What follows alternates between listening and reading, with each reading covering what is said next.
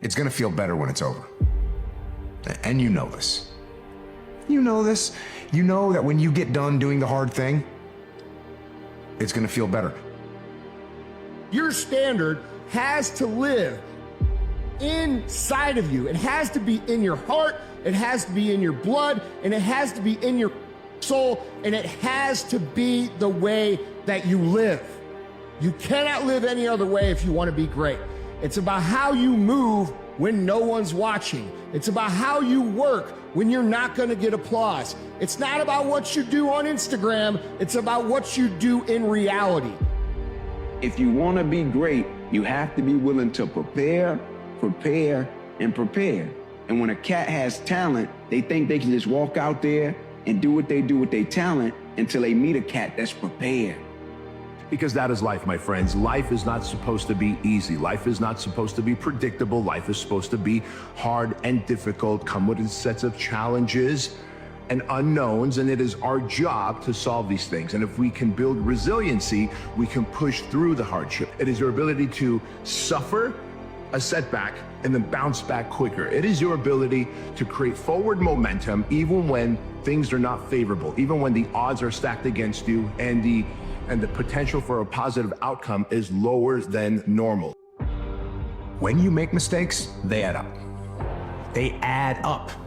One mistake compounds and leads to another, which leads to another, and they can lead you to a downward spiral of destruction.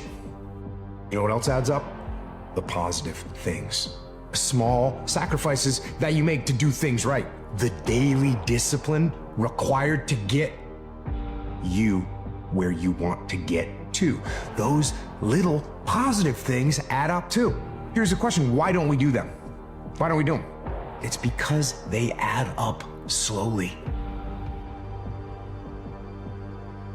If you can get through to doing things that you hate to do, on the other side is greatness.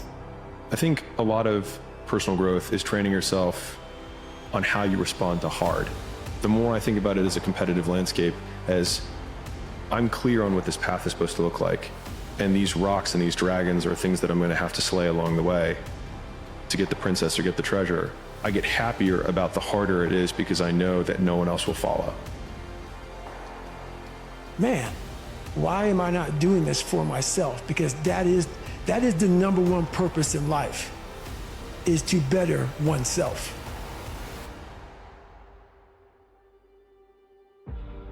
You don't have enough time. And no one does. No one has enough time. It's a finite commodity, and we're all running out of time.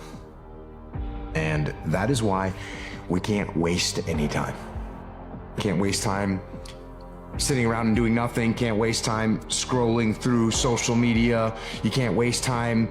In fact, what you need to do every chance you get is you need to make time. You need to make time. You need to get up earlier. How can you move faster with more efficiency and maximum effectiveness? Get that sense of urgency and go get after it. I tell the same thing to anybody, no matter what your field is, if you really want it that bad, you'll make it happen, you know? It's not your choice to decide, this is something that I shouldn't have dealt with, I don't want to deal with it, I shouldn't be dealing with it. If it's happened to you, it's happened to you and that's it. You're dealing with it.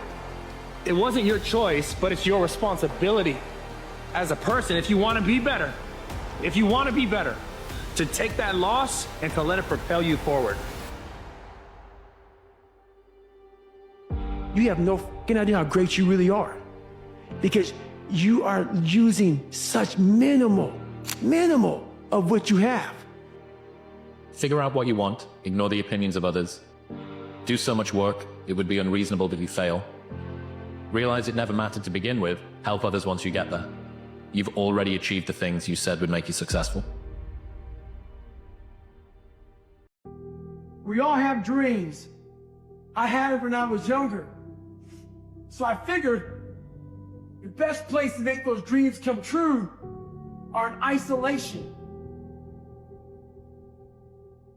So I walked into isolation as David Goggins, but I walked out of isolation as Goggins.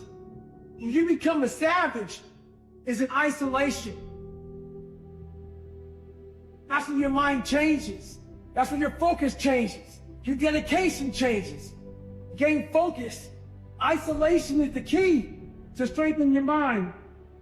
You know, one way of looking at unhappiness is people who are, in one way or another, in a tunnel. They say, the only way to live is this way. They're not happy with it, but it seems the only way. I've got to love this person, though it's not making me happy. I've got to do this job, though it's a prison. I've got to live in this place, though I don't like it. You know, we can unpick some of those things and say, really? Is that absolutely necessary? Human beings are brilliant at building themselves cages and throwing away the key. We are built to constantly compare ourselves to other people. We're always thinking of what the other person has and how we are in relation to them. Are we getting as much attention as that other person? This started off when we were children. Are we getting more attention than our siblings from our parents? So we're continually comparing ourselves in rank and power and status to the people around us.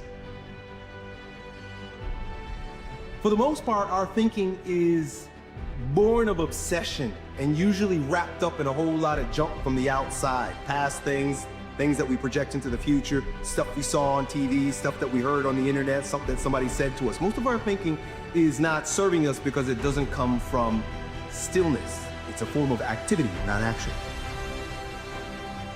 I want them to come up against the point where they're going to give up, quit.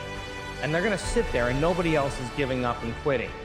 And they're going to go all in more, and they're going to start believing that there's something on the other side of that emotion. They're going to believe that there's something past the story of their past because they're stretching themselves out of the known.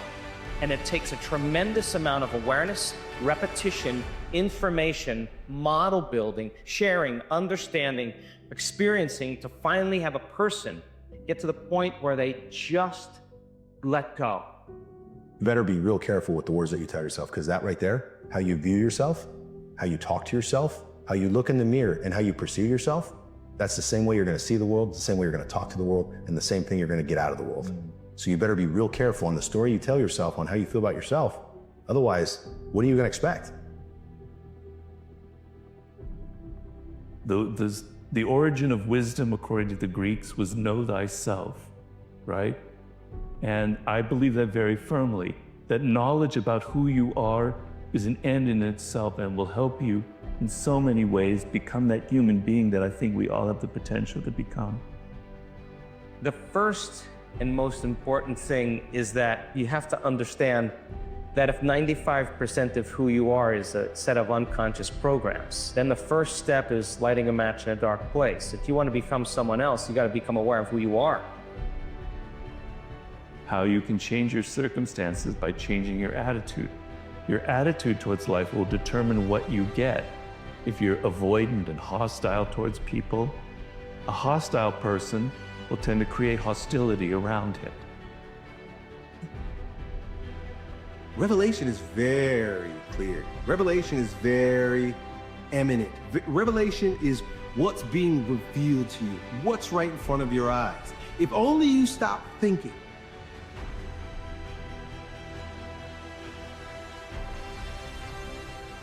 But I told myself, the guy that hires me is going to be proud he picked me. So what do you got to do? You got to show up every day. And what happened is I was on this path. Here's that path right there. It just glows. And all of a sudden, people start jumping off the path over time. Kids, drugs, failure, it doesn't matter, excuses, I don't care what it is. But if you stay on that path and people are jumping off, you show up and guess what happens? You become the oldest guy in the team.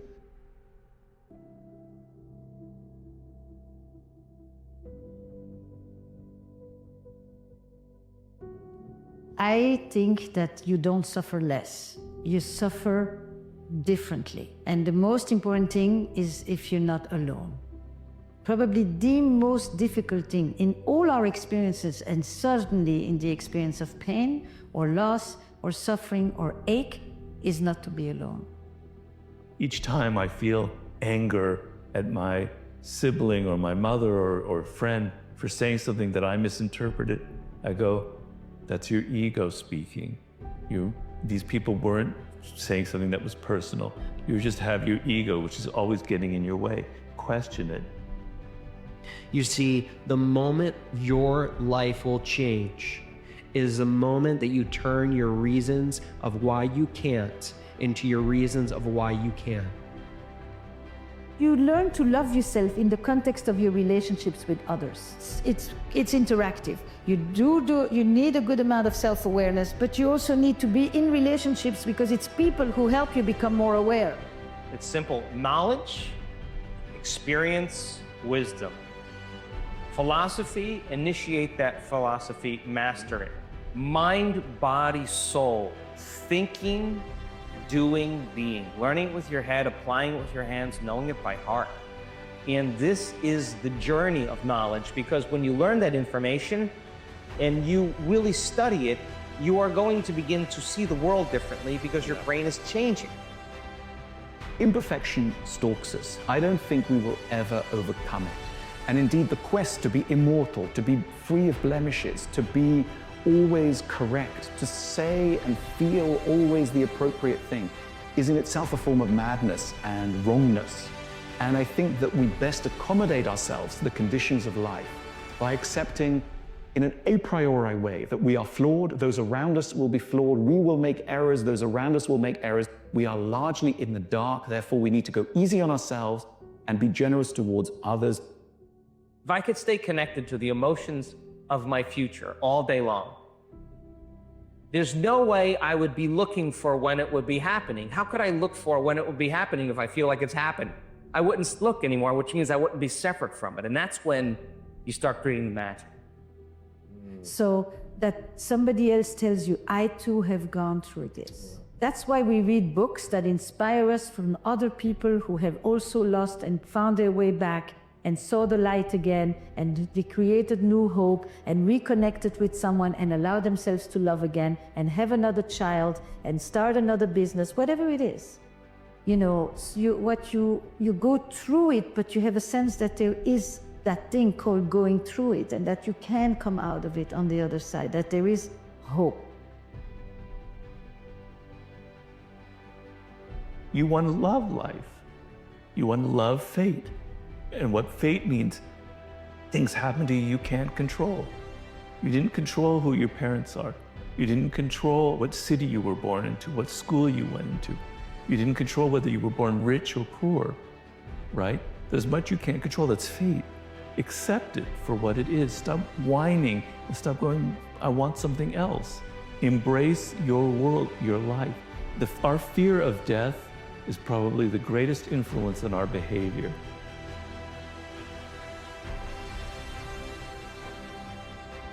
Revelation is literally like, it's not something very mystical. It's look at what's right in front of you. Most of the times, if there's a crisis, if we just stop, sit, and open our eyes, the path is revealed right in front of us.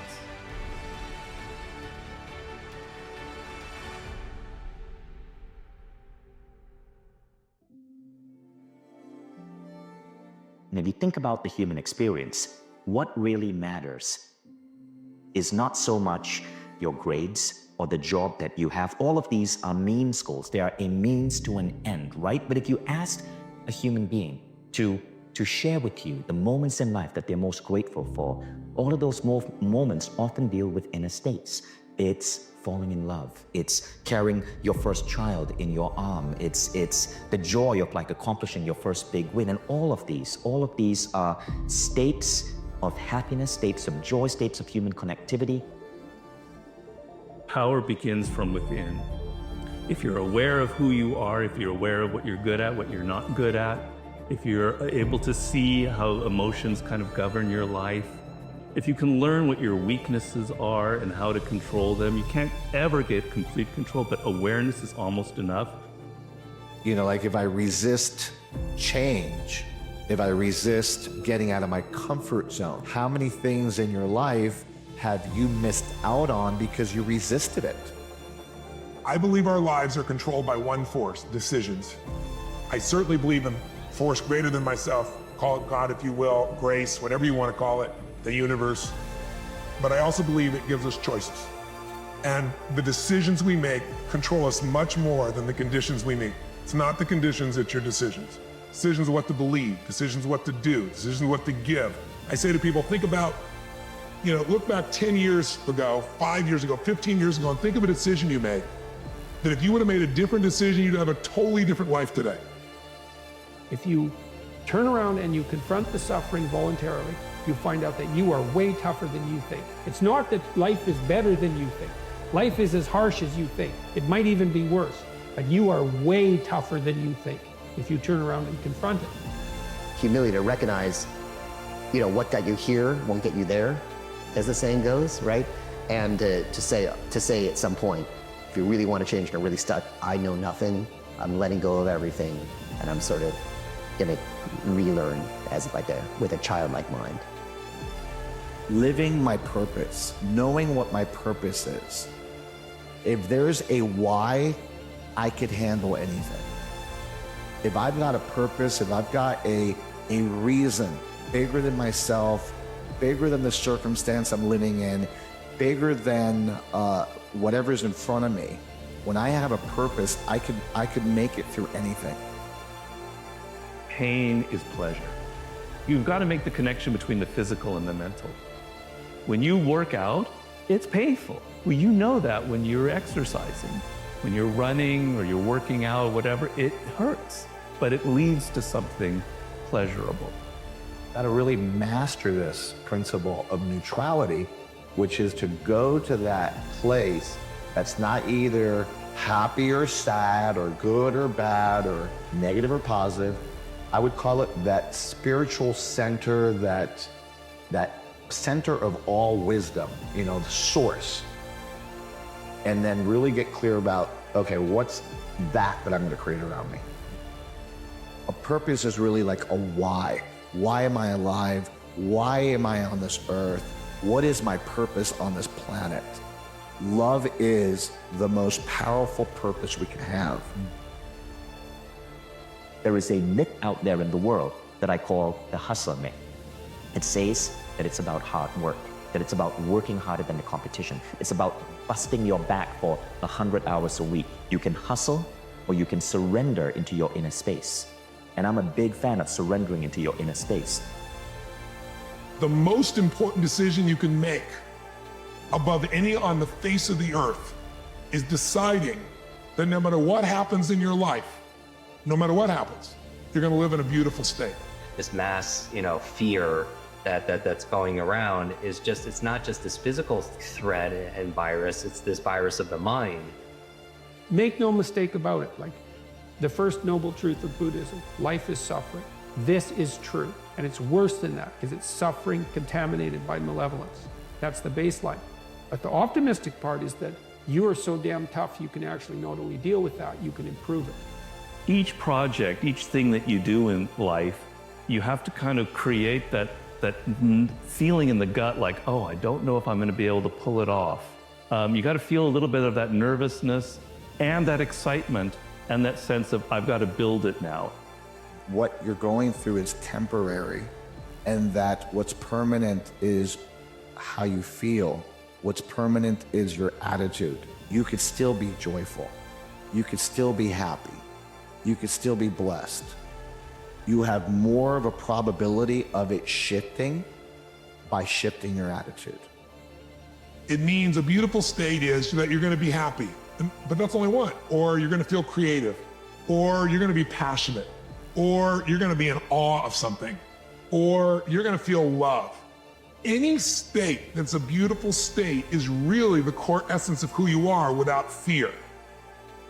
Same thing with your mind. As you ask a question, you start focusing on that. And if you just focus on fear and everything that's wrong in the world, that's all you see because your brain is always deleting stuff. Because there's a billion stimuli that we could focus on, and what gets through that filter that's not deleted are the things that you care about, things that you ask questions about. And so if you're just focusing on the fear, you're not seeing, you become very myopic on, you feel like that's the whole world, and you're not focusing on opportunity, you're not focusing on what you'd be grateful for, or all these amazing blessings, fortunes in your life, and that becomes reality. You're born pure and fresh and vulnerable and spontaneous and in the moment, and slowly through life experiences and your caregivers, you get loaded with a lot of baggage. And I think one of the goals of life is how much of that baggage can you cut away before you leave this planet. And I think the fact that we're armed for the task is even more true than the fact that life is catastrophe, contaminated by malevolence. We're stronger than things are terrible. And it's not naive optimism. Very different thing. It's like, no, things are terrible, they're brutal, and you are so damn tough, you can't believe it. What surrendering means is to accept, to own, and to be without judgment about it. By surrendering and accepting and embracing, then I get to love me as I am, love whatever the situation is as it is. I don't have to like something to love it. We tend to become addicted to or very comfortable with the feelings associated with who we think we are. Know yourself in the circumstances that create the certain feelings about who you think you are, right? So you think yourself as a loser. You really do. That's why you can't win. Every time you set yourself up to win, you choose not to. To me, failure in life is not having money. It's not realizing your potential. You're 60 years old and you said, I could have been this, and I never did it. That's like the worst thought I think anybody can have. And you don't think about it in the moment because your life is okay.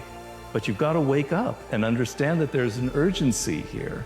And that if you're not practicing something now, if you're not aware, if you don't have a path towards something better, you're rotting on the vine, and that day of reckoning will come at some point, and it will be painful. You're not going to feel it suddenly, it'll be slow, but it'll come and it won't be good.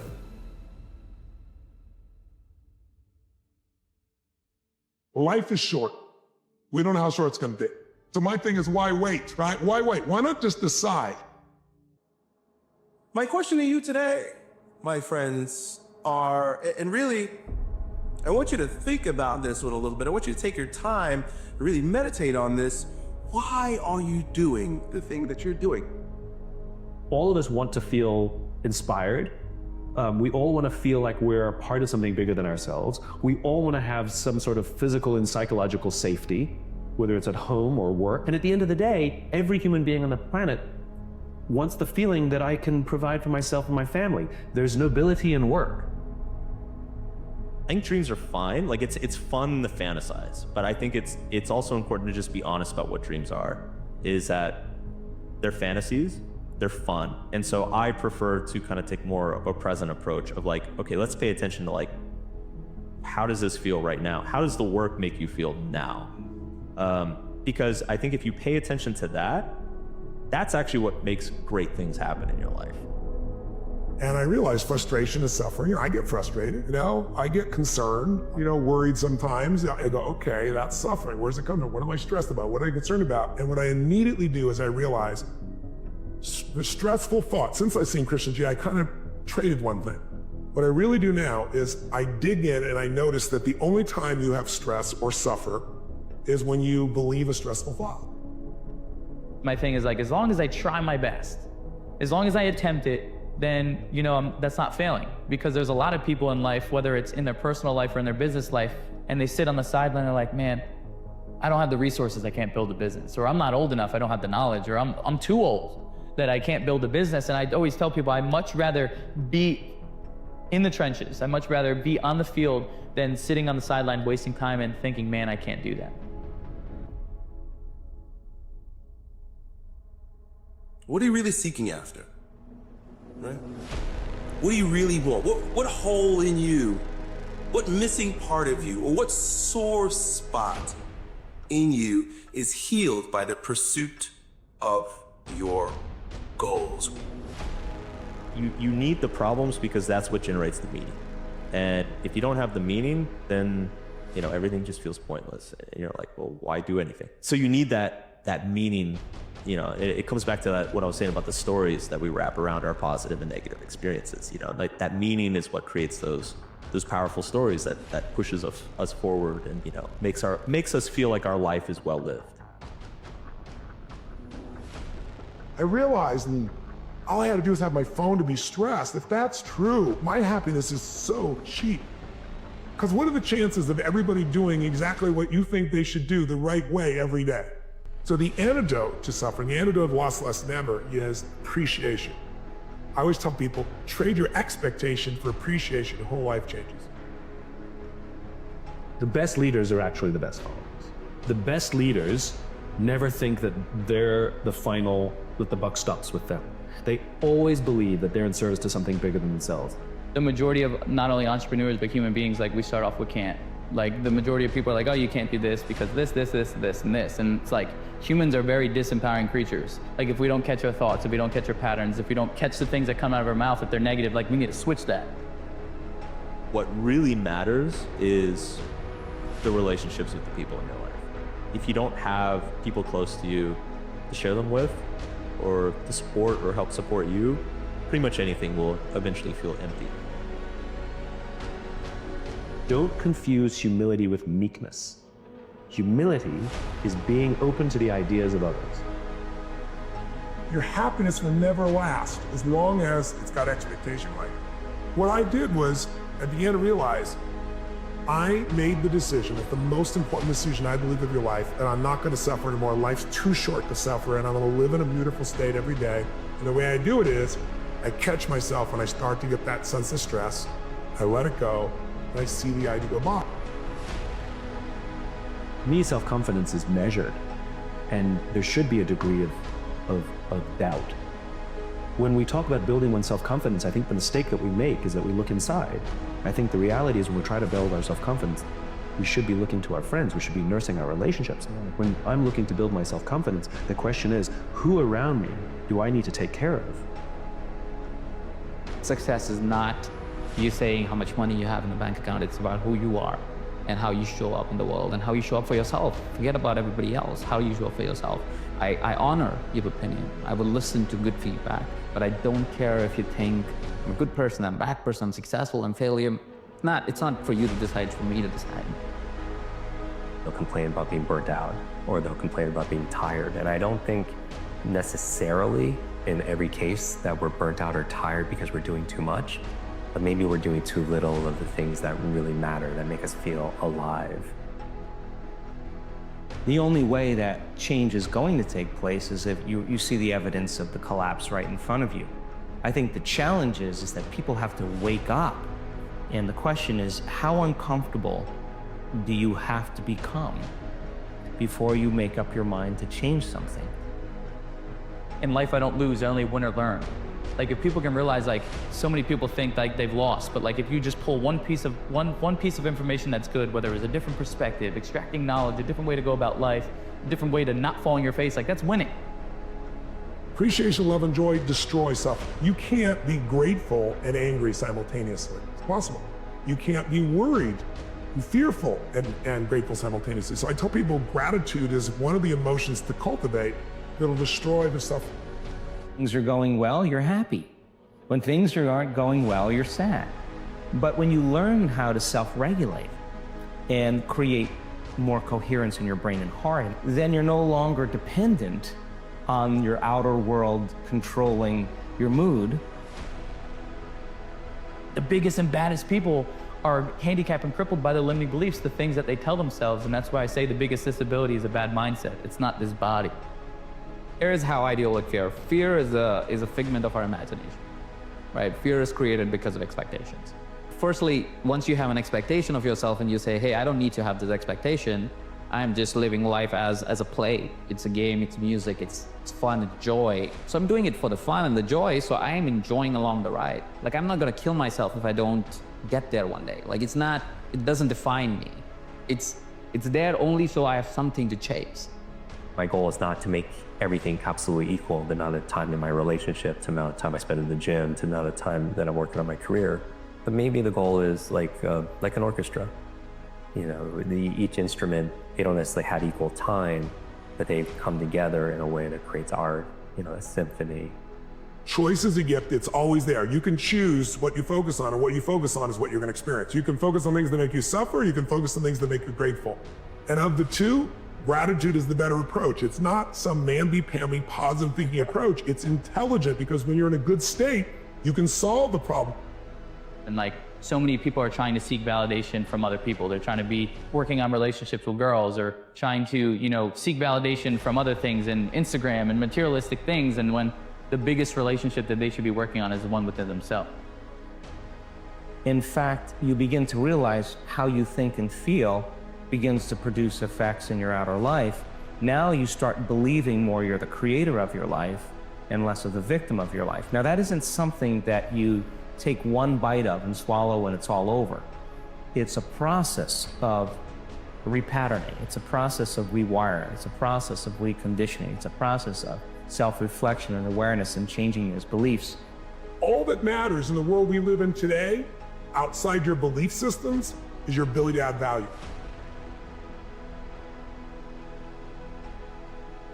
Fast forward all the way to when we're taking our last breaths.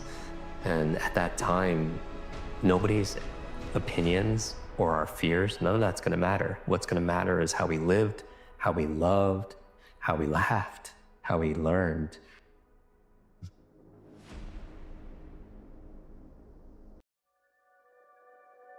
My notion of human well-being is really open-ended. I don't think we understand what the horizon is, if in fact there is one, for kind of ultimate flourishing of conscious minds.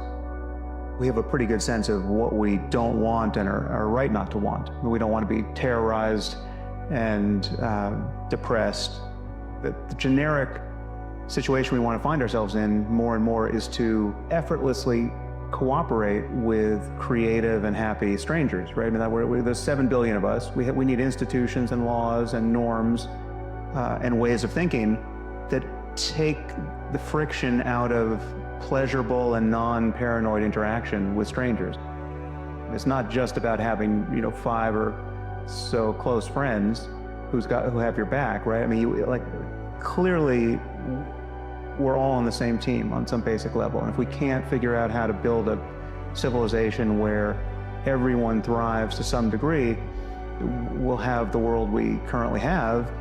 We're in a situation now where I think it's reasonable to worry that our default state of partisanship and tribalism and rational fear of the incompatible aims of other groups and other people is unsustainable in the presence of more and more destructive technology. I think we have to get our act together psychologically and socially in a way that we haven't yet. Philanthropy is, when it's telescopic in this way, when you're just signing a check, you're not necessarily connected to the good you're doing. And I can imagine someone doing immense good in the world by signing very large checks, but not actually internalizing the gratification of that. At some level, we have to be aware of the possibility of rowing in 2 boats simultaneously. Is what the effects are in the world of how we're living. So we want to have a good impact on others, but we actually want our conscious states of psychological pain and pleasure to be mapped in some rational way to the kinds of effects we're having. Having our beliefs map onto reality to some degree is obviously good, because if they're not, you're just bumping into hard objects. Your map is completely wrong, you are bound to suffer, right? So we have to be in a situation where radical ignorance can't be bliss. It may be useful to have a slightly delusional, self-serving bias, right? To think you're coming off better than you are. Like, it may give you more enthusiasm for your life, more confidence. That's one principle. So I think we want our beliefs to be true in some basic sense. And therefore, we want to be open to new evidence and better arguments perpetually. If you close yourself off, if you say, well, listen, I'm done thinking about reality, and I know what's true, then again, when more data comes in, when something's surprising, when one of your intuitions proves to be faulty, if you can't error correct, again, you're just going to fall out of alignment with what's going on in the world and what other people think is true. So really the only mechanism we have to do that is human conversation. We have to be open to having other people point out errors in our thinking, and in the conversation we have with ourselves, we have to do like what?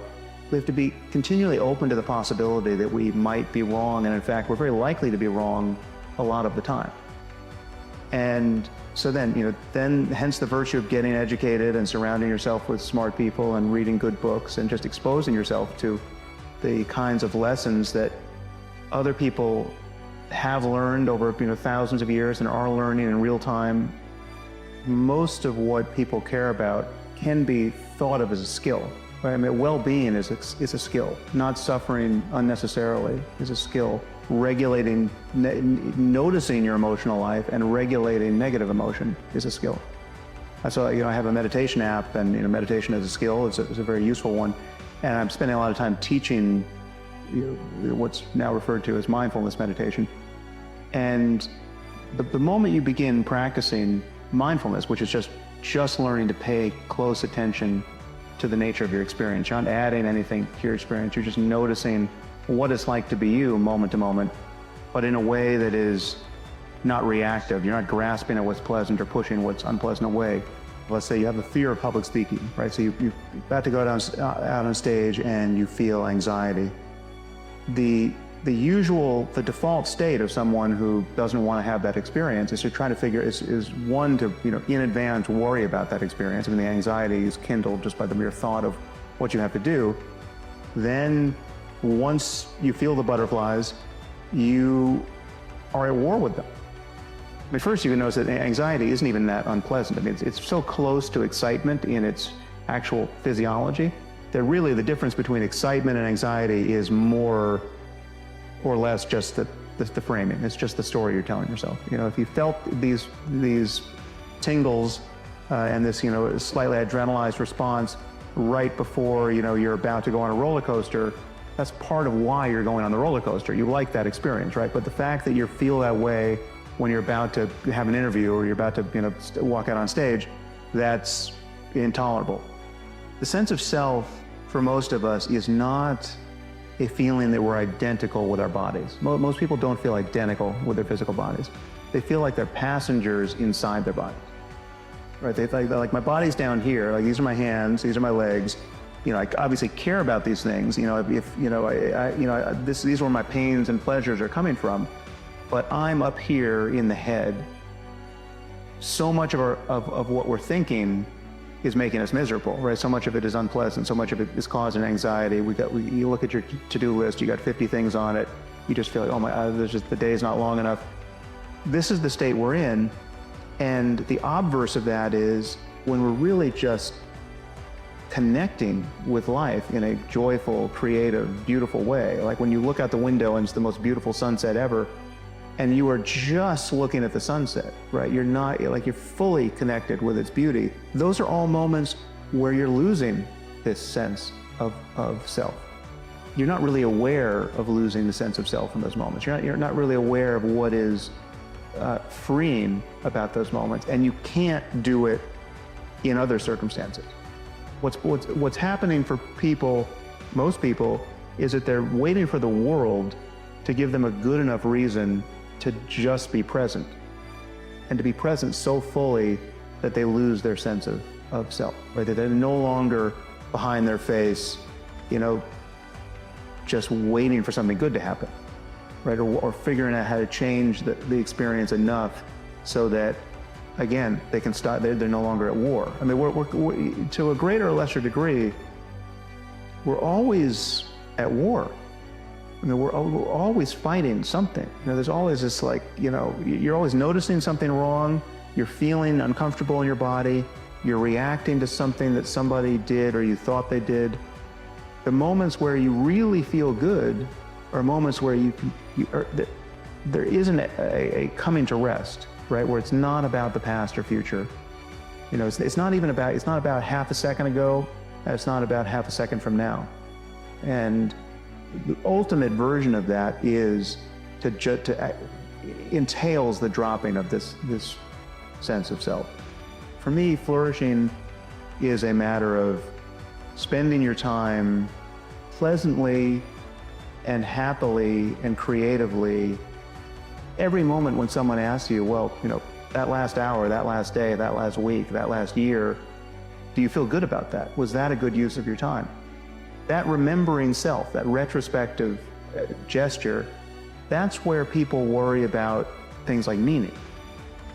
And the remembering self is the self that you're talking to when you say, are you satisfied with your life? Whether you're asking yourself or someone's asking you. The answers that are available in those moments really determine whether or not somebody has a kind of global life satisfaction, whether they have meaning. But the experiencing self, the self that is just going moment to moment, feeling pains and pleasure, and just dealing with this very short time horizon, I think that's fundamentally our real self. Use of negative imagination, where you think of all of the bad things that haven't happened to you. Right? So if you're just, if you're stuck in traffic, driving to the job that you don't like, and you're frustrated, you can think of all the things that could happen to you, right? That haven't. And if any one of them happened to you, you would consider your prayers answered if you could just be returned to this moment, right? Like, you haven't been diagnosed with cancer, right? You've got 2 young kids, say, you want to live to see them grow up, and you could be the guy who today is going to find out you've got 2 months to live.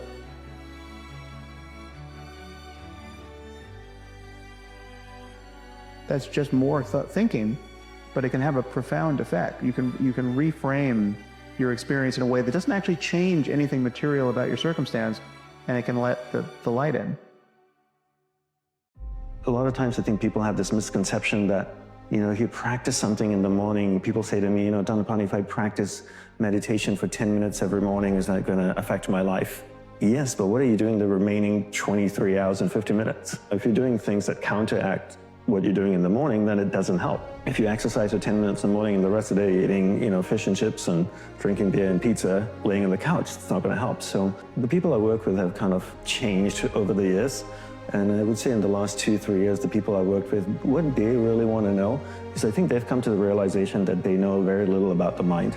They're experts in their areas, but they know very little about the mind, and they really want to understand the mind better so that they can leverage their mind to be even better at what they do. All of them want to leverage themselves better, and they feel like they have a lack of understanding of how their mind works. So 2 things here, Ryan. One is wanting a quick fix to learning. I spoke yesterday in Munich to a group of entrepreneurs, and one guy asked me, so is there a quick fix to having more energy in life? I'm like, there's no quick fix in life. That's the first thing you have to understand. And I think technology trains us to think they're quick fixes. So I can go on my phone. I live in New York City. Last week, I went on Amazon, ordered something at 10:30 at night, and the next morning at 8 o'clock in the morning, FedEx buzzed my door and it was there. It's crazy, right? So I can get things instantaneously through technology. And then because we're so trained to getting things as soon as we want them, that we apply that to our life. And we think that, we can change overnight. And then people out there selling hacks. There's this hack, there's that hack. How are we going to hack this? How are we going to hack business? How are we going to hack the mind? How are we going to hack the body? But it doesn't work that way. You have a child, and your child is growing slowly and learning slowly. There's no way to hack your child. Can you make your 3-year-old boy, right? You have a 3-year-old boy learn... Walk faster, talk faster, learn triple integrals by tomorrow? Why don't you hack him? It doesn't work, right? And then why as adults do we think we can hack everything? It's not sustainable. And then the other thing about being a teacher is that, that's another thing that's being sold out there. Besides hacking, it's like, let me certify you to be a yoga teacher. Let me certify you to be a life coach. I know you're 19 years old and you've never had any experiences in life, nor have you achieved anything that pushed you beyond the limits of your imagination. But let me certify you as a life coach after a 3-day weekend program. And I think when you go with the idea that I'm going to learn something and then take that content and teach it, you never really learn. When I went to the monastery and to learn from my guru, I went purely to be a student. First of all, I went there with the knowledge that I knew nothing. I wanted to learn from him.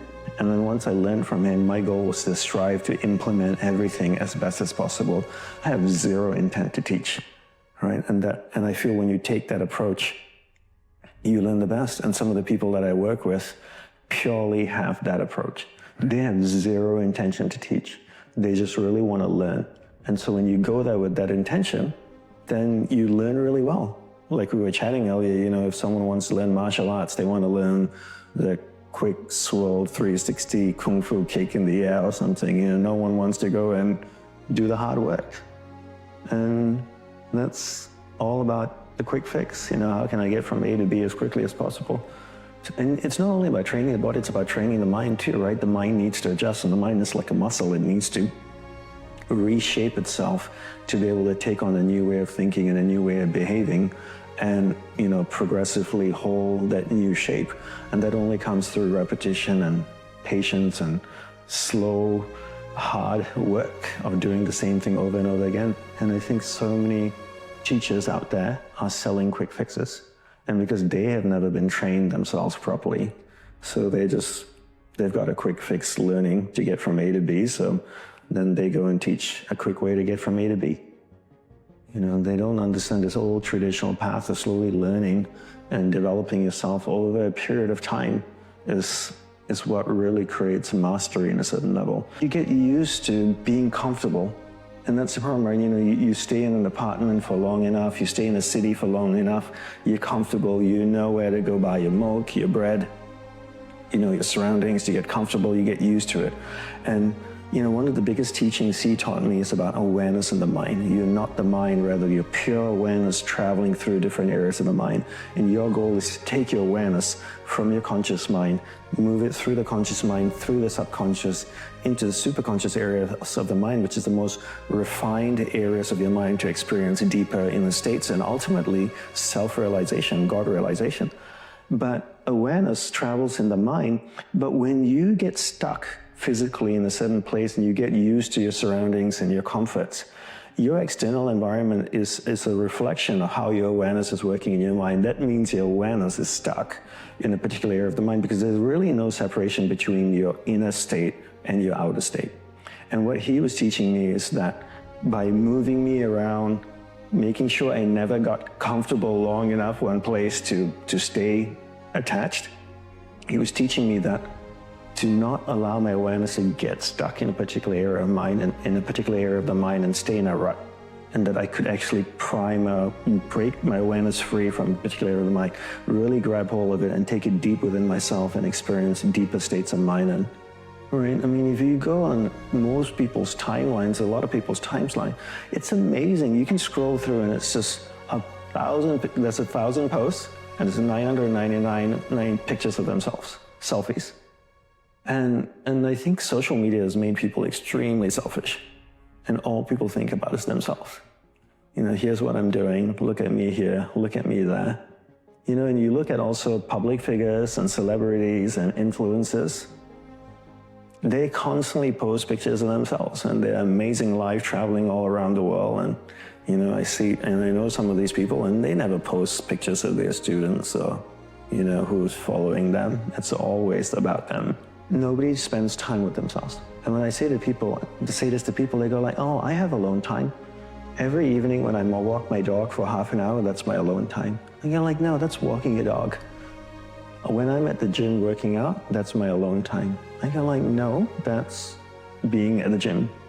Alone time is you sitting down in a chair at home or on the floor, cross-legged, you know, no music, no journal, no podcast, your eyes closed, and spending time in contemplation and a reflection. Not meditation, but in actual reflection and really having a conversation with yourself, the same way we're having a conversation, getting to know each other and each other's opinions and thoughts. You have a conversation with yourself, and people don't do that, right? They don't spend any time doing that. And if you don't spend any time doing that, how would you know what's important in your life? Where are you struggling? And what you need to focus on next and what you need to work on. You're so busy from the moment the alarm rings, they reach over to the side table, grab their phone, turn off the alarm, look at all their notifications, and then start stroking that phone. This is how people get pleasure in the morning, stroking their phone. And then every 10 years, someone has a quote-unquote midlife crisis when they realize that they're living a life that they've never contemplated, they've never planned, they're not connected with, right? And then that's kind of life. And then you're on your deathbed looking back saying, what did I do? Why did I value these things? And they're wondering why, and it's because they never spent the time in solitude with themselves. Do the work now so you can spend the rest of your life living a life that's in alignment with your purpose. Once you figure out what you want and what your purpose in life is, then you can spend the rest of your life living a life in alignment with that purpose. And talking about deathbed, when my guru was dying, one of the last things he said on his deathbed was, "What an amazing life. I would not have traded it for anything in the world." What an amazing life. I would not have traded it for anything in the world. Now, what words to hear from a dying man. To be able to look back on your life and say, that was freaking spectacular. So when you're so determined, when you're so clear what you want in life, and you're so determined to get it, and you're willing to give up everything and everyone for it, then you're living a life in alignment with your purpose, and then you can spend the rest of your life in sync with who you are, as opposed to chasing so many different things around you that sparkle, whether it's, I want to be like that person, and I want to do this, and that sounds fascinating, maybe I'll try that for a few years. You meet kids nowadays that are 18, 19, 20 years old, and you ask them, what do you want to do? What are you studying in university? Oh, I think I'll do science and for a year, and then I might major in this, but I was also thinking I might take a year off, and travel a little bit and then come back, and I'm not sure, maybe I'll do arts. I'm kind of interested in this topic. How do you not know what you want to do? We have one life. You don't get a second shot at this. Get clear what you want.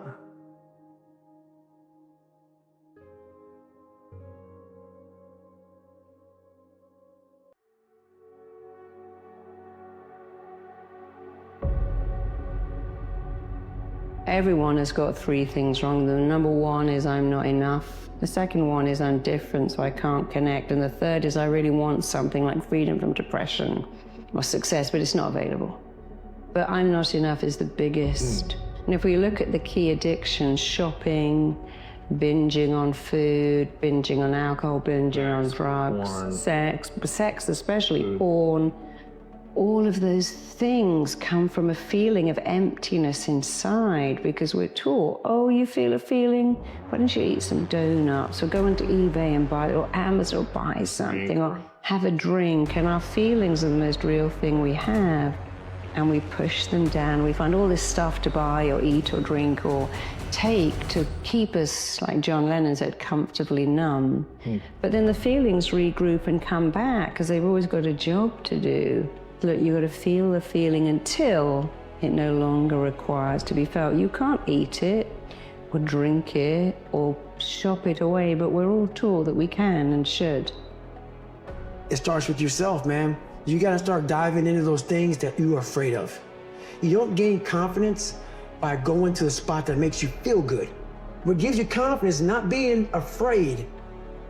It's overcoming the fear. Maybe not overcome them every day, but facing them and facing them, facing them. Pretty soon like this, you know what, man, this is where it's at. It's not in that comfort zone. It's in the discomfort zone is where my confidence is getting built. That's where it's getting built. But people they want an easier answer. There has to be an easier way. There's not. You have to face yourself. So many people live to be 100 years old and they die miserable, having everything, because they never examined. I call it my live autopsy. You never examine this. Happiness, peace, enlightenment, it's all up here, man. Everybody's got a story. We don't share it on social media. We share our nice life on social media. We all have a dungeon. Mental toughness isn't something that you sample.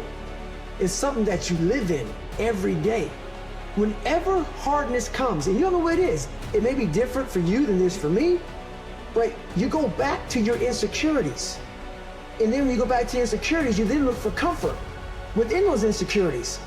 And we all look for that cookie that your mom used to give you when you were sad, when you were sick. We look for our wife or our husband. We look for comfort. It's in those moments you must retrain your mind to think differently. We all have these feelings in our bodies, in our minds, in our souls. I act on mine. A lot of us who are afraid of something, we allow our minds to choose the path of least resistance, so we go a different route. Mindset is a neurological muscle we have. It's not placebo, it's a real muscle, neural activity. When that unites, it's called the willpower. You can really connect with that into any part of the brain. We thought of will is somewhere there. It's not over there, it's right over here, and it's a muscle. And you are able to go with that will power is the center in the brain, prefrontal cortex, going into the brain stem. The brain stem is about survival. But because we live every day in a very controlled environment, like the world where we live in with the heat, the cold, sedentary lifestyles, going into the car, we got it all controlled by our thinking, not by our feeling anymore. Not the nature is coming to us anymore. Thus the deeper parts, the old brain, the reptilian brain, the brain stem, and the limbic system is not being lived anymore. It's all there, the food is there in the supermarket, you don't need to find it. But the dangers are still there. When the dangers come, like inflammation, causing inflammation, then we don't know how to tap into those deeper parts of the brain because we were thinking all the time. Thus, 25% of our blood flow goes into this thinking brain. How to deal with stress on your body? Just by using your mind. And stress on your body could be caused by biological stress, physical stress, emotional stress, any stress. But in the end, it is cell biological stress. And we have a possible connection between our will and the part of our brain which is dealing internally, just through the mind, using the mind, with stress, with the result of stress. Where normally we get into depression or anxiety and fear, trauma, PTSD, psychosis, all those things, it's because we don't have a hold on those key components of those autonomous processes. Autonomous is outside of the will, now it's inside of the will, shown in the brain scan, and that to regulate your mood or the emotion itself. To bring people to the awareness that they are in control over their beautiful emotions through their beautiful mind. And a lot of people are suffering in this world. That we have an ability to tap into the deepest part of the brain and solve all the matters related to mental disorders and having no control. And there is no pill, no medicine involved. It's your own awareness, your own power. The cold makes your mind still. You cannot picnic, you cannot think about your worries or about your mortgage. Making money, very nice, great. But I don't want pills, I don't want medicine, I want happiness, strength, and health. If you are happy, how much money do you need? Because in the end, love is the greatest power in the universe. If you are in love with somebody, then you fly. Nobody can stop you. So that love is the biggest one. And that love you got, not only for your woman, you got it also for your children. You got it for, and we should have it for nature. Because then you don't even need to respect. You love it, you're not gonna damage it. And we lost that because we lost the connection. We should not be individualized through schooling to become a tough motherfucker, hitting with the elbows to the others because you gotta compete and you become strong there. That's not strength, that is aggression. Strength is where we help each other to become the best of ourselves. Fear only exists because we are too much into our time-space little area, narrowed consciousness. And when there is narrowed consciousness, in the future, things will happen wherein you will have to go to another part of the brain to solve the matter at that moment. Those are the life lessons, but it is too narrowed, so that's why the fear comes in. And the fear says only one thing: go to me and find out why I'm here. It's a signal. Like pain is a signal, psychologically, fear is there. The cold is merciless but righteous. So that's it, and it's always there. You can always depend and always you are able to tap into the depth of yourself by going through the initial reflexes of the cold coming upon you. And then suddenly you get a deep peace and deep power. To learn to own your own mind, because it's beautiful. Then you sense a power, and you become powerful, you become proud, and you are a protector, and you live in harmony with nature. Around you, inside, outside, same thing. Our energy doesn't need so much to survive and to be. We got so much more energy. And we naturally give that. For that, we first have to know who we are. And for that, we need that control. And for that, we are into the science to show everybody has it. Have the courage to go through fear. Find out who you really are. And heal as many as you can. Find your real power. It's much more than we thought. Once again, I'm a dropout from school. I'm teaching professors and doctors all over the world. I got a holistic view.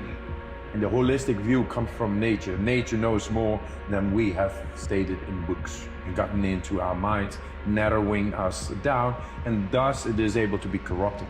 The soul cannot be corrupted. That's who we are. That is the power I wish for everybody to find. Have the courage to go through fear. Find out who you really are and heal as many as you can.